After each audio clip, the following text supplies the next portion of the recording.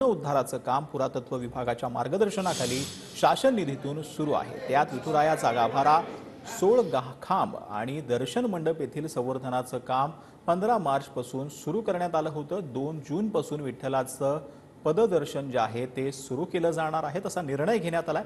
मंदिरात सुरू असलेल्या जीर्णोद्धाराचं काम किती आणि कसं झालं आहे याचा आढावा घेतलाय आमचे प्रतिनिधी रवी लवेकर यांनी।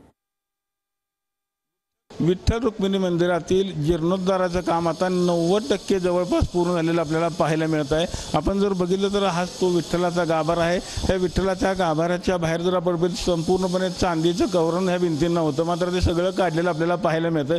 विठ्ठलाच्या मूर्तीला देखील खरं तर काम सुरू असताना बुलेट प्रूफ काचेचं आवरण होतं, ते देखील आता काढलेलं आपल्याला दिसतं। एकंदरीत जी विठ्ठलाच्या मूर्तीची झीज होत होती, ती झीज होण्याचं कारण पुरातत्व विभागानं सांगितलं होतं की आतमध्ये असलेल्या ग्रॅनाइटच्या फरशांमुळे झीज होती, मात्र त्या फरशा देखील आता आपल्याला काढलेल्या मिळतात।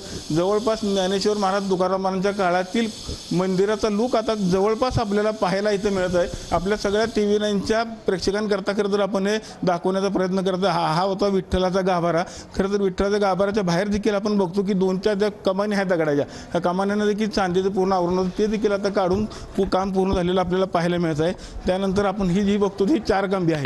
ह्या 4 खांबीमध्ये देखील खरं तर बरेचसे बदल केलेले आपल्याला दिसतात। पूर्णपणे ह्या दगडांना घासून अगदी जुना लूक दिलेला आपल्याला पाहायला मिळतोय। येत्या 2 जून पासून भाविकांना पूर्णपणे विठ्ठलाचं पदस्पर्श दर्शन सुरू होणार आहे। त्याचबरोबर विठ्ठलाचे जे काही नृत्योपचार असतील, राज्योपचार असतील, ते देखील आता सुरू केले जाणार आहेत। त्यामुळे भाविकातून मोठा आनंद व्यक्त केला जातो आहे। पंढरपूर विठ्ठल मंदिरातून कॅमेरामन जगदीश सह रवी लवेकर, TV9 मराठी।